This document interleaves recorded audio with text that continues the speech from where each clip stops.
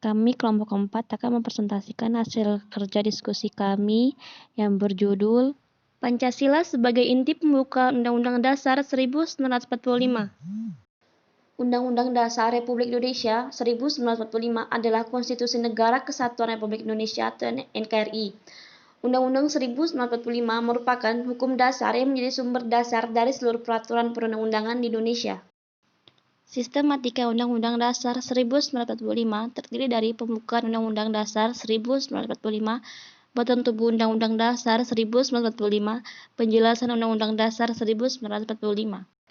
Makna pembukaan Undang-Undang Dasar 1945 berisi merupakan sumber motivasi dan perjuangan serta tekad bangsa Indonesia untuk mencapai tujuan nasional, merupakan sumber cita hukum dan moral yang ingin ditegakkan, mengandung nilai-nilai universal dan lestari.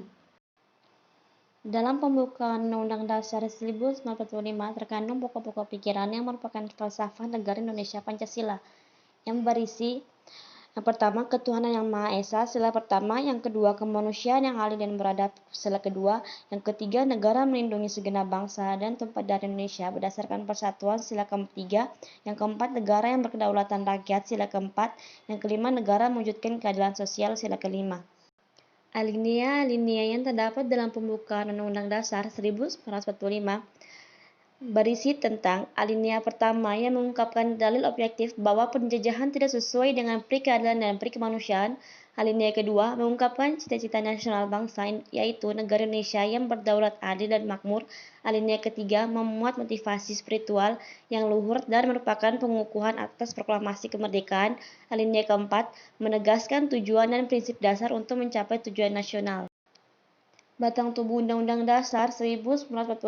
Tubuh Undang-Undang Dasar 1945 terdiri dari 16 bab, 37 pasal, 4 pasal aturan peralihan, dan 2 ayat aturan tambahan, yaitu yang pertama, sistem pemerintahan negara, yang kedua, hubungan negara dengan warga negara dan penduduk Indonesia.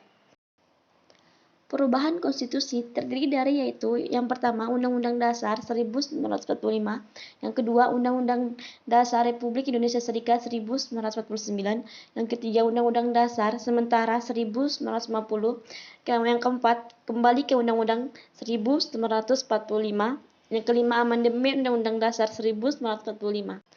Sekian hasil presentasi kerja kelompok kami ucapkan terima kasih.